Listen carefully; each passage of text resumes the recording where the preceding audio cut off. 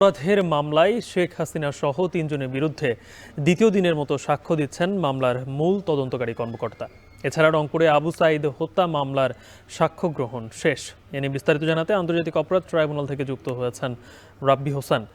রাব্বি, আজকে সাক্ষ্যে কি উঠে আসলো আর আজ কি কি ডিজিটাল প্রমাণ উপস্থাপন করছে প্রসিকিউশন?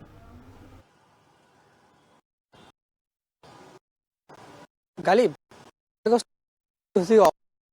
প্রধানমন্ত্রী এবং সাবেক স্বরাষ্ট্রপ্রধান চৌধুরী আব্দুল্লাহ আল মামুনের বিরুদ্ধে আজকে দ্বিতীয় দিনের মতো সাক্ষ্য দিচ্ছেন এই মামলার মূল যিনি তদন্তকারী কর্মকর্তা। তিনি মূলত গতকালকে তিনি প্রথম দিনে সাক্ষ্য দিয়েছিলেন এবং আজকে যখন সাক্ষ্য গ্রহণ শুরু হয় তখন তিনি মূলত এই যে জুলাই আগস্টের আন্দোলন জুড়ে বিবিসিতে আল জাজিরা সহ দেশের গণমাধ্যমে যে প্রচারিত নৃশংস হত্যাযজ্ঞের বর্ণনা উঠে এসেছিল সেই তথ্যচিত্রগুলো তিনি ট্রাইব্যুনালকে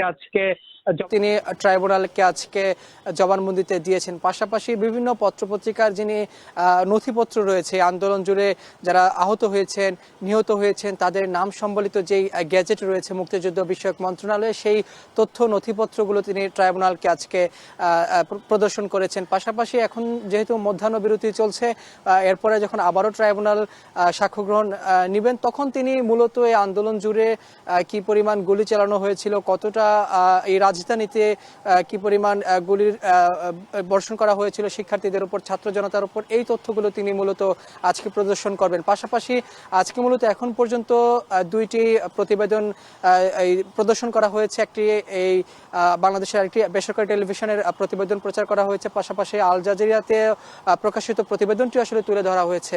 এই বিষয়গুলো নিয়ে ট্রাইব্যুনাল বলছেন যে এর আগে তিনি যেই গতকালকে 17টি ভিডিও উপস্থাপন করেছিলেন সেখানে দেখেছি যে যাত্রাবাড়িতে পাশাপাশি রংপুরে আশুলিয়াতে এবং বিভিন্ন জায়গায় যে গণহত্যা চালানো হয়েছে ছাত্র জনতাকে এই বিষয়গুলো তিনি বলেছেন। কারণ মূল তদন্তকারী কর্মকর্তা মূলত নথিপত্রগুলোই এই ট্রাইব্যুনালকে দেখাচ্ছেন।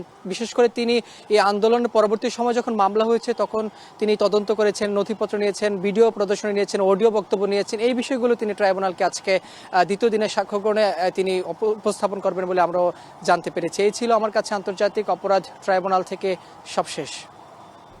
যুক্ত ছিলেন রাব্বি হোসেন।